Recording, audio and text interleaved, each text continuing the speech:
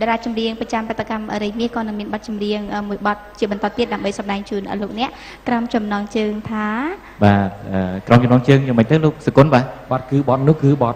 លងស្នេហ៍បងលងស្នេហ៍បងចាតាមព័ត៌មានឮថាអ្នកទាំងពីរត្រៀមបំរុងនឹងជើងទៅសហរដ្ឋអាមេរិកចា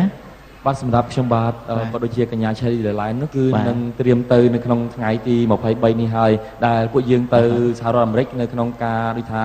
សម្ដែងជូនទៅដល់បងប្អូននៅទីនោះផងដែរតាមរយៈ sponsor របស់ខ្ញុំបាទទាំងពីរនេះគឺលោកតុងឈោបាទដែលជា sponsor ដែលធានាពួកខ្ញុំទៅបាទលោកតុងឈោបាទសម្រាប់ថ្ងៃនេះក៏គាត់បានផ្ដល់កិត្តិយសនៅក្នុងកម្មវិធីនេះផងដែរជាមួយនឹងអ្នកស្រីខឿចិន្តានិងអ្នកស្រីខឿប្រពៃបាទអរគុណណាស់ហើយជូនពរអ្នកទាំងពីរទទួលបានជោគជ័យនៅក្នុងកិច្ចការងារនេះអរគុណហើយឆ្លៀតក្នុងការនេះក៏សូមផ្ញើបទចម្រៀងទាំងអស់ជូនទៅដល់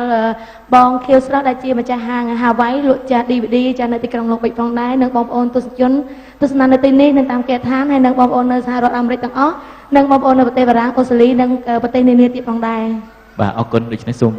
យើងរីករាយទាំងអស់គ្នាព្រោះត្រៀមលក្ខណៈនឹងស្វាគមន៍បងប្អូនយើងនៅសហរដ្ឋអាមេរិកអរគុណបាទសូមអបអរសាទរនឹងជួបជាមួយនឹង Charlie Deland បាទសូមជម្រាប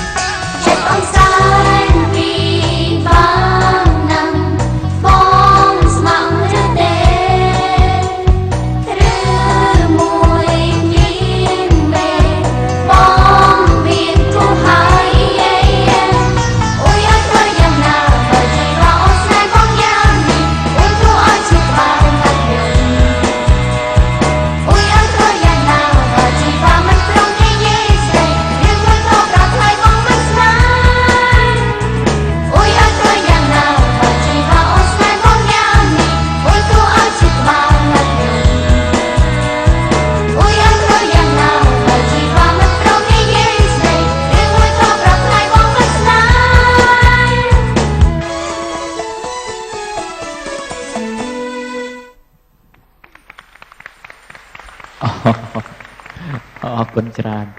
បាទក្បាច់រំពិសេសមែនទែនគេអាសាណាអាចធ្វើអញ្ចឹងបានទេជាទិនព្រុនរបស់អវណាអាចធ្វើបានទេអត់ទេអត់មាននិស័យដូចជាពួកគាត់អត់មានសមត្ថភាពមានថលតែមានដងនិស័យទៀតណាបាទ